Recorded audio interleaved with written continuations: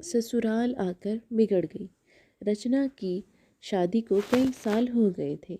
सब बढ़िया था। छोटी बहू होते हुए भी वह बड़ी बहू का हर फर्ज निभाती थी, क्योंकि बड़ी बहू तो आते ही अलग हो गई थी।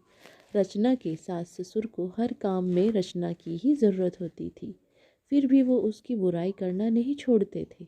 और सबसे बड़ी बहू की बात और उसकी बुराई भी अक्सर उसके परिवार वालों के सामने ही किया करते थे, जो रचना को बचपन से जानते थे, या फिर रचना की सहेलियों से, या खुद के मायके वालों से।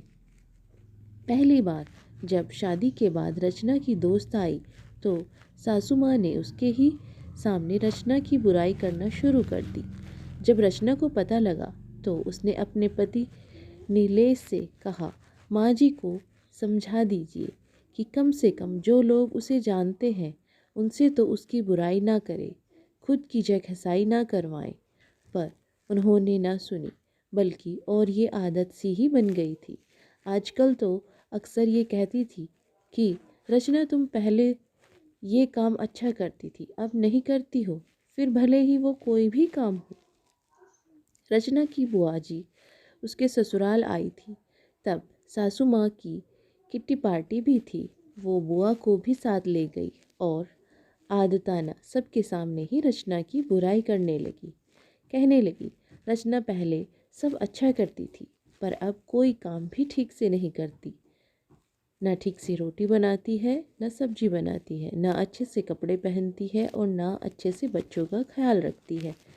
वो और कुछ बोलती इससे पहले ही रचना की बुआजी बोल पड़ी, लगता है ससुराल में आकर बिगड़ गई है, क्योंकि हमारे घर की तो वो बड़ी बेटी है और सारा घर का ऑफिस का दोनों का काम अच्छे से संभालती थी और बड़ों से लेकर बच्चों तक सभी का ध्यान भी बहुत अच्छे से रखती थी। आपके यहाँ आकर बिगड़ गई है। ऐसा कीजिए, महीने 2 महीने जमाई सा के साथ उसे मायके भेज दीजिए, हम सुधार कर भेज देंगे। अब रचना की सासू माँ का मुंह देखने लायक था। उन्हें बोलने के लिए शब्द नहीं मिल रहे थे, तो बस फिर उठकर चली गई और ये कहकर कि आती हूँ ज़रा, कोई बुला रहा है। और रचना की बुआ जी बस अब मुस्कुरा रही थी।